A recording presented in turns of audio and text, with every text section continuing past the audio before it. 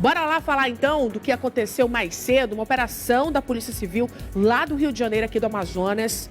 Estão aí investigando a expansão de uma facção criminosa.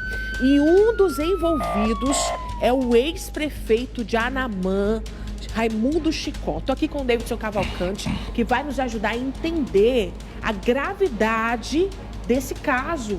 Um ex-prefeito, um representante do povo, levando em conta, vamos lembrar que ele foi cassado, envolvido num esquema tão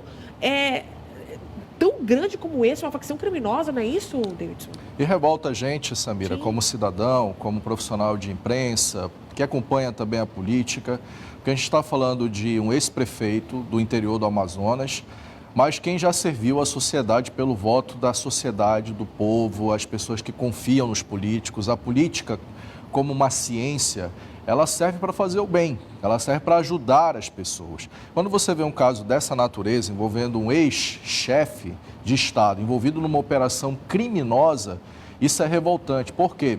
A nossa capital hoje é refém do tráfico de drogas. Hoje as pessoas estão com medo de sair na rua. As pessoas têm medo de ficar nas paradas de ônibus, levar seu filho na praça, passear, fazer coisas básicas, com medo hoje de ser vítima da violência provocada pelo tráfico de drogas. Quantas vezes aqui a Samira mesmo já noticiou diversos óbitos, homicídios, assassinatos por causa da disputa territorial entre facções criminosas. Então, é importante a gente salientar o belíssimo trabalho da Polícia Civil, que merece sim um cartão verde, e o ex-prefeito que responda e que, se tiver realmente culpa no cartório, Samira, que pague, porque a sociedade não pode ficar refém disso. E fora que lavagem de dinheiro também é crime. É crime, e isso tudo é dinheiro público. Já pensou usar um frigorífico para servir de rota do tráfico? Não dá para aceitar, Samira.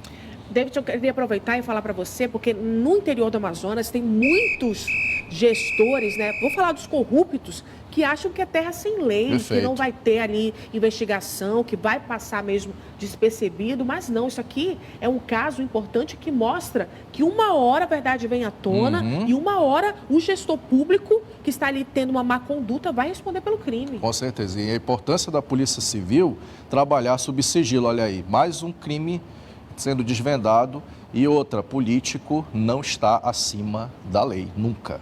Perfeito.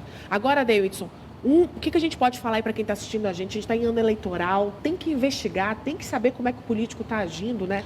Sei que é uma situação que envolveu ali um trabalho de inteligência, mas a gente tem que realmente ter atenção nisso. Não, e isso é uma questão interessante. Nós que somos eleitores, a gente tem que investigar tudo. Existe a lei da ficha limpa hoje, vá lá, casse antes de você cravar o seu voto. Afinal de contas, depois não dá para se arrepender. São 4 anos e aí, quando a coisa engrena, muitas vezes o prefeito nem está mais no cargo para poder ser punido pela lei. Infelizmente, a morosidade ainda é o nosso maior gargalo. Mas é bom, como eleitor, esse ano, a gente fazer um garimpo, uma raspagem, e aquele que não tiver compromisso com a sociedade, como diz o ditado popular, que passe no RH dos eleitores.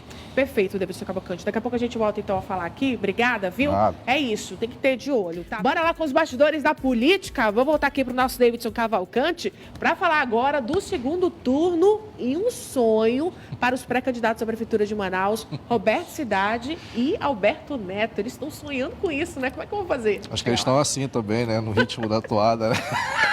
Estão para lá e estão para cá. Então, para cá, agora tem que alinhar o mesmo barco, os dois, né? É verdade. Sabe o que eu acho engraçado? É porque, assim, a gente já teve na história das eleições municipais pré-candidatos grandes que se uniram, né? A gente lembra do Issa Abrão com o Arthur Neto, estavam ali lembro. e acabaram se unindo e venceram a eleição, né? Então, nos bastidores, o que eu muito escuto de fontes que têm uma influência política gigante aqui em Manaus é que a única alternativa para Roberto Cidade e Alberto Neto, que são dois candidatos que apelam para duas coisas que são estratégicas e diferentes. O Roberto tem a máquina do Estado, que é um poderoso arsenal de votos, de engenharia, de engrenagem, e o Alberto Neto tem ali a força do Bolsonaro. Está dividida à direita, está rachada, mas ele tem a sua influência. Então, qual é a alternativa para os dois sonharem com o segundo turno? Se unirem, não é?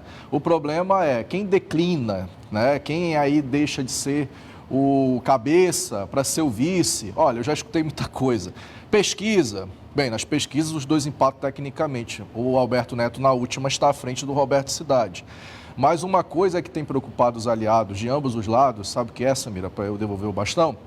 É Amon, não é? O Amon declinou um pouquinho, mas continua no segundo turno. Então, se as eleições continuarem do jeito que estão, ou seja, toda a articulação, é provável que um segundo turno entre Davi Almeida e Amon seja inevitável. Então, nadar e morrer na praia e não atentar que, de repente, a solução dessa unidade possa fortalecer os dois é uma alternativa que tem que se pensar. Só que aí eu quero dar um recado para os consultores políticos dos dois pré-candidatos hoje. Alguém tem que falar a verdade para eles, Samira. Meu Deus do céu. Vai dar o que falar, viu? Vai dar o que falar. Tem outro assunto também, né, que o senhor vai trazer hoje aqui, Davidson? É, a esquerda também, que parecia que estava unida igual arroz de festa junina, não está tanto, não, né? Nem tudo que parece é, né? Perfeitamente. Olha só. Então a gente vai trazer agora que o Heron Bezerra está sendo pressionado também a reconhecer o poderio do Marcelo Ramos, é isso? Você entrevistou ele aqui, Sim. fez uma belíssima entrevista com ele, e eu quero dizer aqui para o Heron que eu respeito muito a trajetória política do Heron Bezerra, porque ele é um cara inteligente, tem preparo acadêmico, é doutor dentro da área de ciências humanas, então é um político experiente, mas a gente tem que saber reconhecer, Samira, quando chega o nosso tempo. Não é? Hoje, se a gente parar para pensar em pesquisas, o Marcelo Ramos tem muito mais impacto na esquerda hoje do que o Heron. Então, quanto mais essa divisão ela se estende, é ruim para uma esquerda que em Manaus, está falando de Manaus, não consegue engrenar em eleições majoritárias, eleições grandes.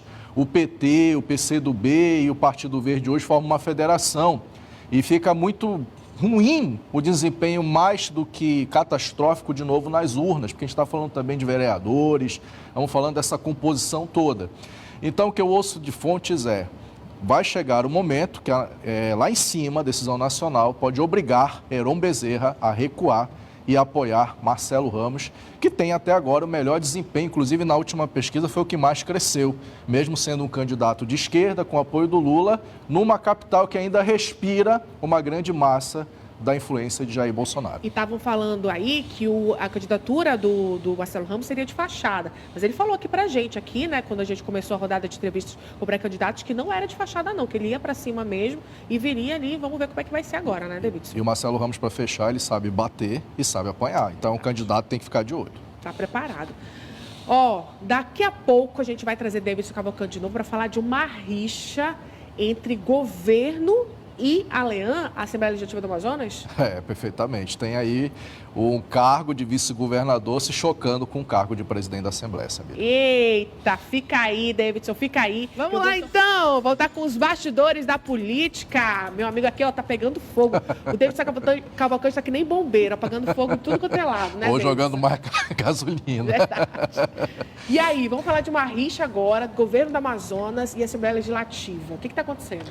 As eleições de movimento esquentam aí o ambiente, o clima também, né? Então, aí nos bastidores está pegando fogo a relação que já não era tão boa e parece ter ficado mais complicada porque o vice-governador Tadeu de Souza, que ocupa um cargo no governo do estado do Amazonas, está agora com Davi Almeida, tem uma função de liderança da pré-campanha do prefeito de Manaus, são aliados, afinal de contas, Tadeu de Souza foi indicado por Davi Almeida em 2022.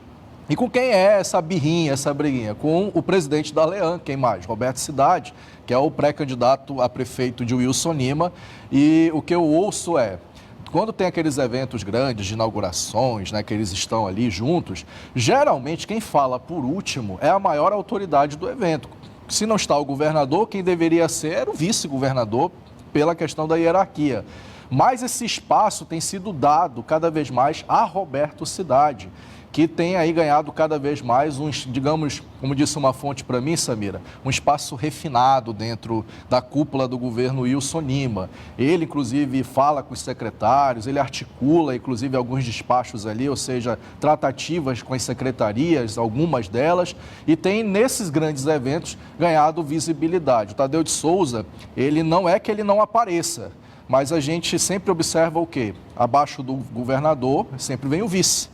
E nessas condições, até por ser um ano eleitoral, ali o Roberto Cidade tem ganhado mais os holofotes. No último evento que os dois estiveram no mesmo palco, houve indiretas, houve troca de farpas ali silenciosas, porque o Tadeu de Souza defendeu o prefeito Davi Almeida e o Roberto Cidade criticou e defendeu o governo do Amazonas. Então essas briguinhas estão cada vez mais tensionando, deixando estremecido os bastidores da política e dá mais quando você tem que servir a dois senhores, como é o caso aí do vice-governador, Samira. Você fica do lado de quem, Davidson Cavalcante? Fica do lado da briga. Eu estou sempre do lado da treta. Meu Deus do céu. E aí tem muito mais que vai acontecer durante a semana, né, que você vai trazer aqui. Com certeza. Já pode dar um spoiler aí do que vai ser amanhã? Amanhã eu vou trazer o cenário de Parintins, pegou fogo lá para a candidatura de Brena Dianá, então é importante porque essa eleição, ela já vai culminar no embate da eleição de 2026. Não foi à toa que o Wilson Lima foi à Ilha Tupinabarana, não, Samira. Eita. Então tá. Te aguardo amanhã, na verdade, Cleiton Pascarelli, né? Amanhã eu tô no Povo na TV. Mas qualquer coisa, a gente está por aqui, Samira. Tá bom. Um abraço. Obrigada, viu? Boa noite para você. Boa noite.